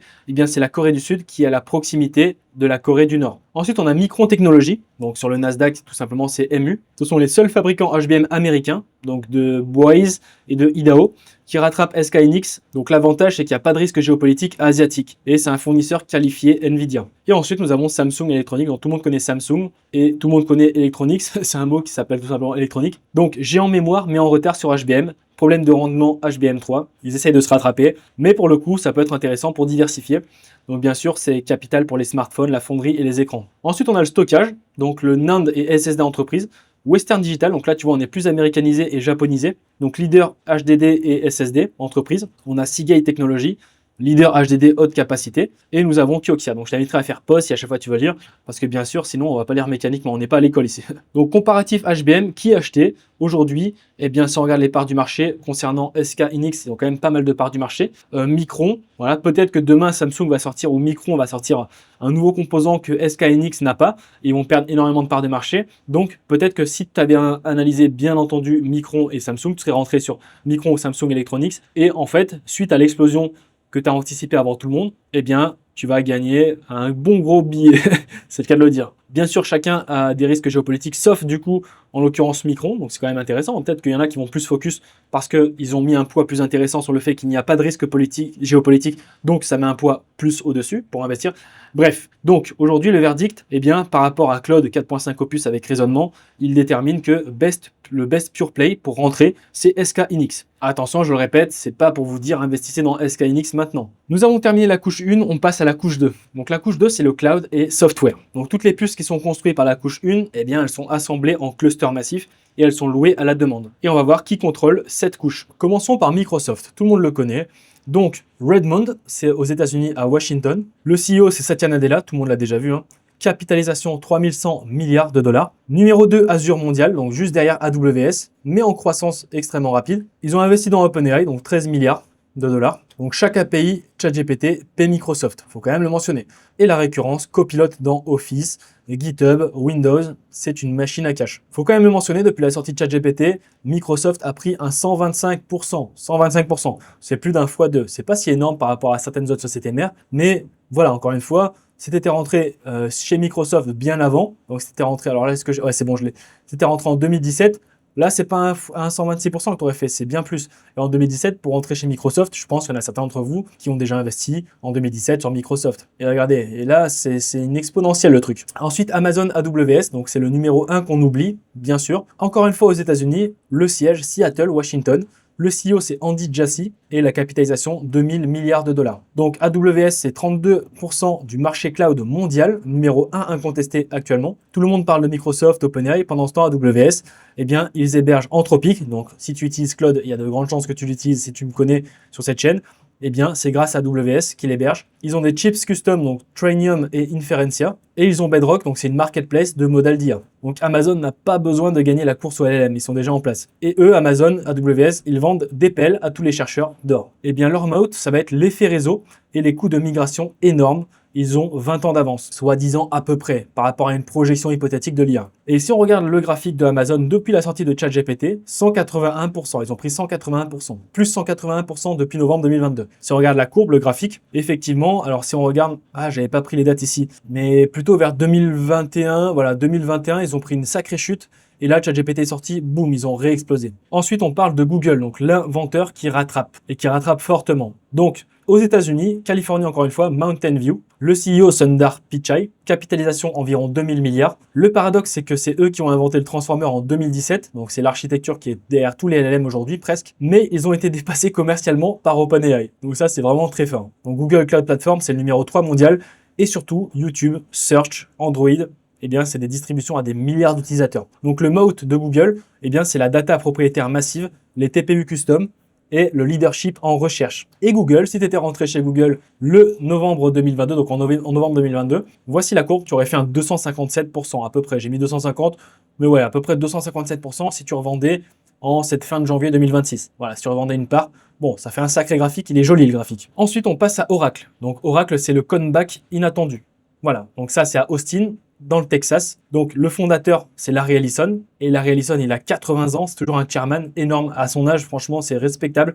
80 ans, il est en place, le mec. Donc la capitalisation, eh bien, on n'est pas sur 3000 milliards, on est quand même sur 400 milliards. Donc il faut savoir que tout le monde les avait enterrés. Oracle, c'est vieux, c'est legacy.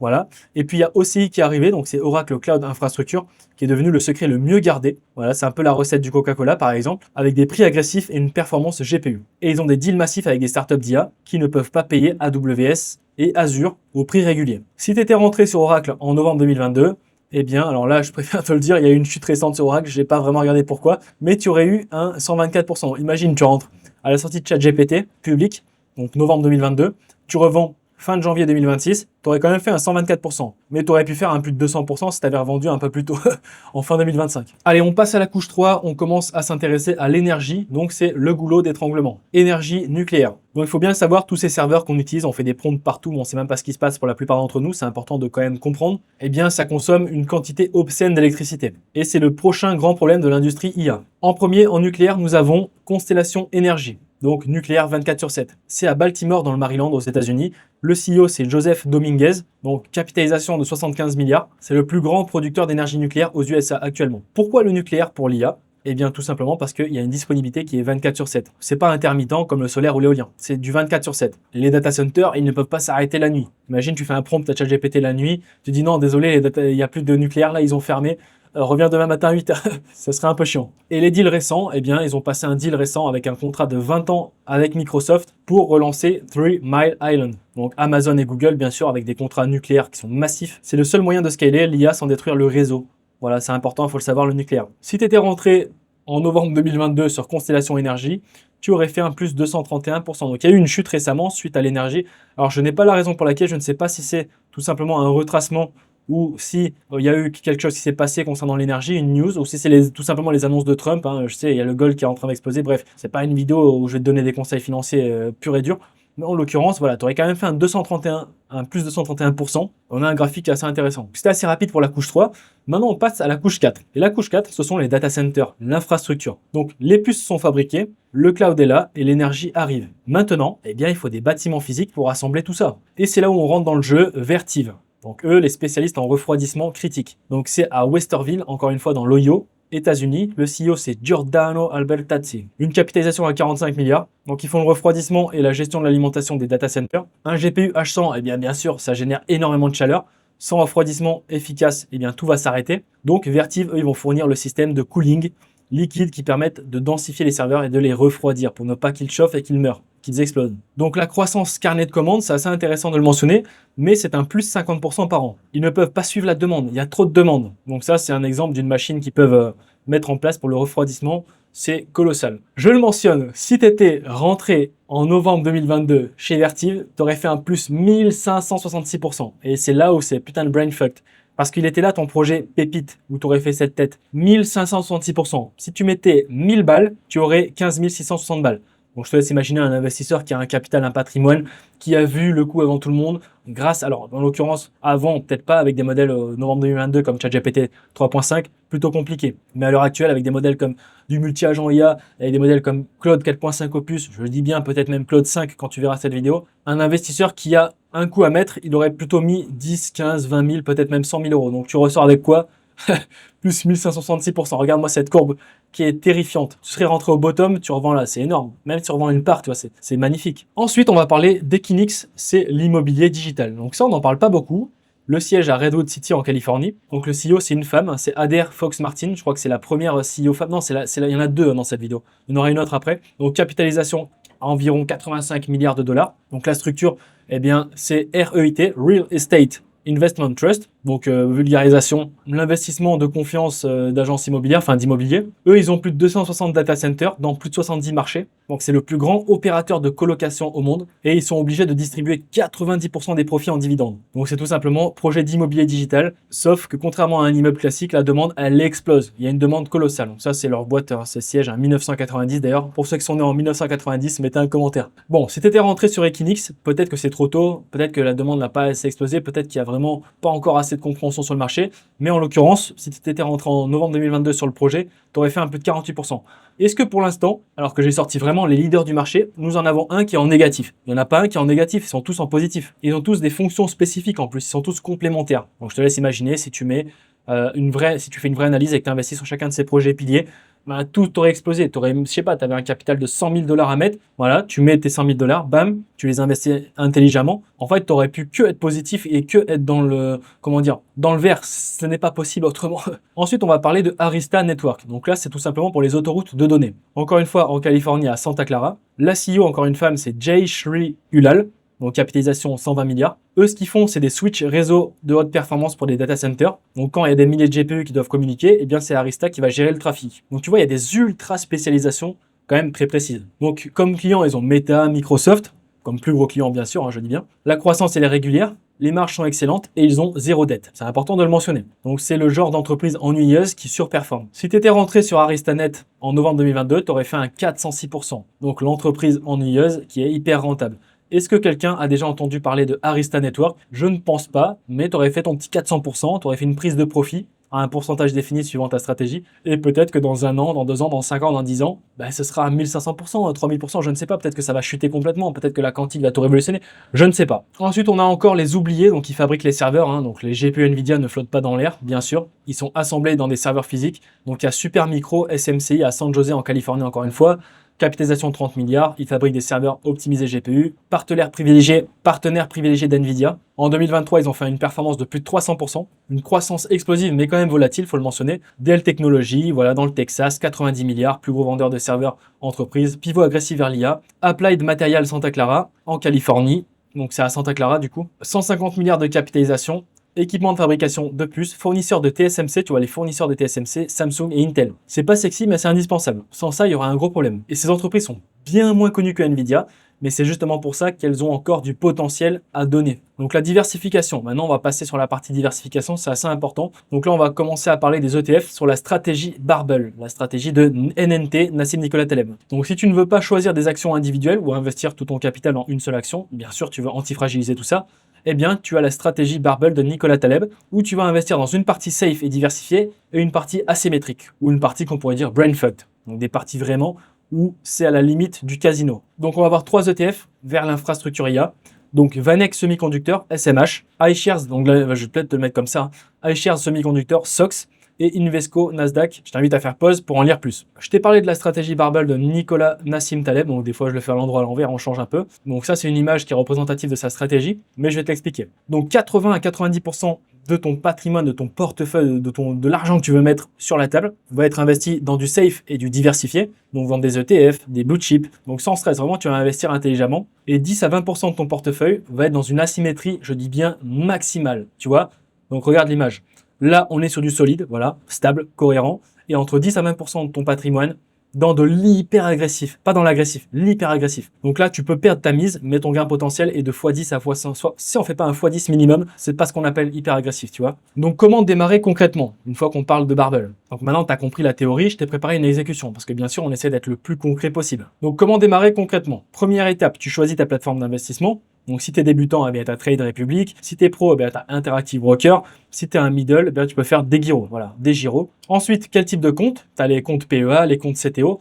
Très important, si tu veux investir dans l'IA américaine, il faut que tu aies un CTO. Donc, si tu es résident fiscal français, il y a ça qui va s'appliquer. 30% de flat tax. Ça fait mal aux fesses. Donc, sache-le. Donc, bien sûr, à partir du moment où tu gagnes de l'argent, tu te poseras ces questions. Si tu ne fais pas d'argent, commence pas à stresser et dire putain, je vais payer une flat tax. Non, tu fais pas d'argent. Commence par faire de l'argent avec ton agence IA ou ton agence AAA. Et ensuite, tu pourras réfléchir à une optimisation fiscale pour ensuite faire un montage spécifique et éviter cette petite douille colossale. Je dis bien petite. Troisième partie, tu vas investir progressivement, pas tout d'un coup, donc intelligemment, avec une vraie stratégie réfléchie par rapport à ta psychologie, par rapport à ton profil. Donc tu vas étaler sur plusieurs mois, plusieurs années tes investissements, même plusieurs semaines, ça va dépendre. Ce qu'on appelle lisser ses investissements. Tu vas commencer débutant, donc 100% triple Q, intermédiaire, voilà, tu commences à faire du 50-50, et avancé, tu commences à faire du 70-20-10, tu vois, tu ajoutes un petit peu de dimension crypto-monnaie. Et ne t'en fais pas, on va parler de crypto-monnaie après. Et en cinquième, tu automatises et oublies. Là, c'est là où tu utilises tes compétences d'automatisation de multi-agent IA, d'hypertechnicien non rentable dans l'automatisation. Voilà, tu configures des virements automatiques si c'est possible, bien sûr. Tu ne regardes pas ton portfolio tous les jours et tu reviens dans X mois année à des horaires définis. C'est à ça que ça sert l'automatisation. Selon moi, l'investissement qui marche, c'est celui que tu peux tenir 10 ans sans regarder. Voilà, est-ce que tu peux tenir cet investissement et tu as prêté serment envers toi-même que tu peux investir 10 ans sans regarder? Maintenant, on va voir pourquoi diversifier au-delà de ton business. C'est important de le mentionner. Donc, je vais vous voir arriver certains, qui ont déjà des boîtes, c'est normal, bien sûr. C'est légitime de se poser ça comme question. Mais pourquoi ne pas réinvestir dans mon propre business? J'ai créé un business, j'ai 85% de marge. Pourquoi mettre de l'argent ailleurs? C'est tout simplement ce qu'on appelle la diversification.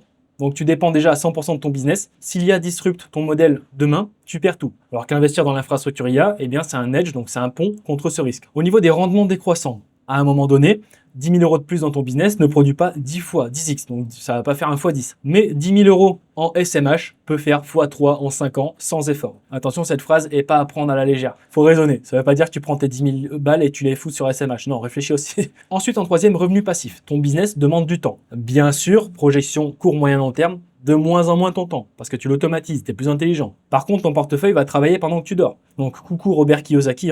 Et en quatrième, l'optionnalité. Dans 10 ans, tu voudras peut-être vendre ton business, donc tu auras augmenté sa valorisation de par la standardisation, l'automatisation des processus et la documentation, donc SOPs, donc créer des SOP de ton business. Tandis qu'un portfolio de 500 000 euros, ce qui n'est pas du tout énorme, hein, dans 10 ans, franchement, ceux qui font de l'IA et qui réinvestissent, si vous n'avez pas un portefeuille de 500 000 euros, c'est que c'est très grave. Donc la liberté de dire non à une offre merdique. La règle, elle est simple. Attention, c'est selon moi, parce que vous allez vous dire, ouais, mais je sais pas, selon ma situation. Voilà. Tu fais moins de 10 000 euros par mois, tu te focuses à 100% sur le business. Une fois que tu commences à faire 10 000 euros par mois mensuel en moyenne, là, tu vas faire un 70-30. 70% sur ton business, 30% sur l'investissement. Une fois que tes revenus mensuels dépassent les 30 000 euros par mois, attention, c'est net. Là, je parle vraiment net, ce qui tombe dans ta poche. C'est un ancrage net, c'est pas un ancrage brut. Hein. Parce que si vous avez un taux de rentabilité merdique sur 30 000 euros et que vous êtes taxé en France, sur 30 000 euros, vous avez dans votre poche que 5 000 euros, bon, là, ça sert à rien. Ou du moins, c'est pas un bon ancrage. Mais en l'occurrence, à partir de 30 000 euros par mois pour faire un ancrage, hein, pour la symbolique du 3, là, on commence à faire un 50-50. Bien entendu, tout ça influencé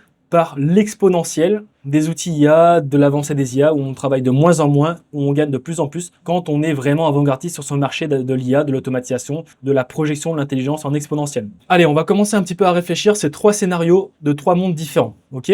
Donc, 2026 à 2030, c'est une projection. Nous avons 3 phases, enfin, du moins, nous avons 3 mondes.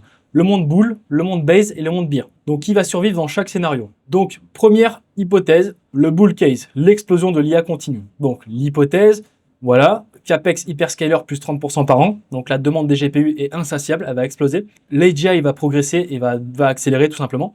Donc, c'est la course aux armements IA. Je dis bien armement IA. Pas de récession majeure. Donc, les liquidités vont être abondantes. Qui va gagner là-dessus? Nvidia, TSMC, HBM. Donc, qui tient? Eh bien, du coup, c'est les ETF de semi-conducteurs, SMH, et qui va souffrir eh bien, le cash et les obligations. Par contre, du coup, qui va gagner aussi? Les pure plays quantum, donc la quantique. Donc qui va tenir? Broadcom, AMD, etc. Et qui va souffrir? Eh bien, les value stock. Deuxième hypothèse de marché, le base case. Donc c'est des croissances plus à coût. Voilà, c'est la croissance. C'est pas une explosion, donc c'est pas hyper bullish, c'est pas hyper bearish, c'est vraiment un entre-deux. Donc le CAPEX prend entre 10 à 15% par an. Donc l'impact, eh bien, c'est que la croissance, donc l'impact, c'est qu'il y a une croissance, mais elle est normalisée. Il y a des corrections de moins 20 à moins 30% périodiques, donc il y a quand même une volatilité qui est élevée. Et il y a des tensions géopolitiques gérables, donc la supply chain est sous pression. Qui va gagner par rapport à ça? Eh bien, les leaders diversifiés, Google, Microsoft, qui va tenir Nvidia, qui va rester quand même volatile, et qui va souffrir les pure plays sans revenus. Par exemple, les projets quantiques. Ensuite, qui va gagner? Eh bien, les ETF aussi, hein, semi-conducteurs, SOX, etc. Donc, qui va tenir TSMC et qui va souffrir? Eh bien, les spéculateurs leviers. Et en cas de récession, donc de bear case, la pire des situations possibles, axe 2026-2030. Donc là, on parle de récession, restriction et surcapacité. Donc, l'hypothèse, c'est la récession mondiale. Donc, l'impact, c'est le CAPEX coupé brutalement. Un conflit Taïwan ou des sanctions dures. Donc la supply chain qui va être cassée et la bulle IA qui va éclater. Et si elle éclate, l'impact c'est entre moins 50 à moins 70% sur les semi-conducteurs. Alors là, si tu as investi dans les semis et que tu penses être avant-gardiste et que tu penses être un génie, tu te prends une claque dans la goule. Donc qui va gagner par rapport à ça? Le cash, l'or, les utilités, le physique. Qui va tenir? Eh bien les dividend stocks et qui va souffrir? Nvidia, AMD et les pure players. Qui va gagner encore une fois? Eh bien les défenses, ceux qui travaillent sur la défense et l'énergie. Ce qui va tenir la big tech diversifiée bien sûr. Donc tout ce qui va être supérieur à un 50x, donc qui ont fait un plus d'un fois 50 en ce qui concerne de leur profitabilité. Donc ma règle elle est simple, je construis pour le base case, voilà, je me protège pour le bear case, et je profite du bull case. Ça, c'est vraiment dans le meilleur des scénarios. Allez, on rentre dans la dimension asymétrique de cette vidéo, c'est la crypto-infrastructure. Donc, on va commencer à parler de l'option asymétrique qui sont les crypto-monnaies. Attention, c'est ultra volatile, c'est pas fait pour tout le monde, mais dans une stratégie barbell, on a entre 10 à 20% de high risk, donc on prend des risques, où on capture une optionnalité, donc ce qu'on appelle le downside limité et l'upside potentiellement x10, x100. On va voir des cryptos qui sont solides à titre d'IA, à regarder, à analyser bien sûr, parce qu'il peut y avoir des scams parmi ces cryptos. Donc le market cap actuel du monde des cryptos, suivant uniquement ces cryptos-là, bien sûr il y en a plein d'autres, il y en a des millions des cryptos aujourd'hui, et il y a beaucoup de scams, attention. Donc c'est 27 milliards, plus de 27 milliards actuellement, sur 25 projets sélectionnés et dans 5 catégories. Donc les catégories crypto infrastructure, catégorie crypto, GPU et compute, catégorie data and storage, catégorie agent IA et catégorie DeFi et trading. Donc je vous laisserai faire pause, je vais juste vous citer des noms. Vous pouvez faire pause. Voilà, Bitensor en premier, c'est un de mes préférés, ce qu'on pourrait plus communément appeler le Bitcoin de l'IA, mais j'en dirai pas plus. NIR Protocol, Internet Computer, Cubic, Velas. En GPU et compute décentralisé, on a 4 projets principaux, Render Network, Akash Network, iExec RLC, Deep Brain Chain. En Data and Storage AI, on a Filecoin, Ocean Protocol, The Graph et Origin Trail. En agent IA autonome, nous avons Fetch AI, donc qui a fusionné avec ASI, Virtual Protocol, SingularityNet, AI16Z, AIXBT by Virtuals, Game et Freysa AI. Et en DeFi et Trading, on a Dex Protocol, Numerai et ChainGPT. Il faut bien entendu analyser. Il y a une chance énorme que dans ces projets, il y a des scams, il y a des faux projets, des faux profils, il faut bien analyser tout ça. C'est pas vraiment le but de cette vidéo, mais tu vois qu'il y a beaucoup de projets dans divers secteurs. Quand on n'est pas trop bête, on sait qu'on peut investir dans plusieurs de ces catégories-là. On n'investit pas tout, par exemple, uniquement en infrastructure. C'est complètement débile. On va faire un petit récap parce que ça fait plaisir des 5 principes de Nicolas Taleb. Donc, premier, antifragilité, investir dans ce qui renforce avec le chaos. L'infrastructure est toujours au-dessus des applications. Stratégie du barbell, 90% safe, donc dans des ETF, des blue chips, plus 10% d'asymétrie, crypto, donc on prend des risques. Skin in the game, on n'écoute que ceux qui investissent vraiment. Optionnalité, donc petite position crypto est égal upside illimité et downside limité. Et via Negativa, ce qu'on évite, eh bien, c'est les apps, c'est les meme coins, c'est tous les cryptos de merde, timing le marché et all-in. Voilà, tout ça, c'est via Negativa. Maintenant, je vais te donner ma checklist qui m'empêche de faire des conneries, qui est une checklist quand même pas mal. Donc, avant chaque achat, je me pose cette question. Bien sûr, tout ça, tu peux l'automatiser, tu peux créer tes agents IA, tu vois, c'est juste, je dis, moi, je trouve que c'est vraiment génial, je prends un malin plaisir de apporter la dimension IA, automatisation, projection et un minimum d'intelligence financière, d'intelligence pure et dure et de créativité dans la création de systèmes pour faire ça, pour investir. Donc bref, je me pose ces 6 questions. Thèse en une phrase. Pourquoi cette boîte va gagner? Si tu ne peux pas répondre à cette question, tu n'achètes pas. C'est important à savoir. Où est le goulot? Quel problème critique elle résout? Quel moat concret? C'est important, le moat. Pourquoi elle et pas un autre concurrent? Quel risque principal? Qu'est-ce qui peut tout casser? La taille de position max. Combien tu mets maximum? Et la condition de sortie, à quel moment tu vends? Attention, il y a beaucoup de possibilités pour lesquelles tu peux vendre. Exemple appliqué, on va faire une réponse sur Nvidia. Donc, au niveau de la thèse, eh bien, ma réponse c'est monopole sur les GPU IA, plus de 80% au départ du marché, entre 80 et 90%. Le goulot, eh bien, sans Nvidia, il n'y a pas d'entraînement de LLM. Le moat, eh bien, c'est leur écosystème CUDA, donc qui a fait ses preuves depuis plus de 20 ans et qui a 10 ans d'avance sur son marché. Le risque, eh bien, c'est la concentration client, Meta, Google, donc 40% de revenus. La position max que je suis prêt à mettre sur la table, pas plus de 15% de mon portefeuille. Et la sortie, eh bien, si les parts du marché en dessous de 60% ou si les marges sont en dessous de 50%. Et un exemple appliqué pour un autre projet qui n'a rien à voir, donc qui est aux antipodes, qui est IonQ pour le projet de la Quantum, qui n'est pas encore rentable. Donc, la thèse Leaders Ion piégé, partenariat DOE. Le goulot, c'est utile pour la quantique, mais pas avant 2028-2030. Le moat, c'est une techno qui est totalement différenciée, mais Google et IBM arrivent sur le marché. Le risque, eh bien, il y a du cash burn, de la dilution et de la timeline incertaine. Donc, bien sûr, ils perdent de l'argent. Donc là, en fait, ils sont en train de brûler du cash, tout simplement. Il n'y a aucune rentabilité sur ce projet. La position max, pas plus de 2% du portfolio. C'est une optionnalité qui est pure et dure. C'est pas obligé d'investir.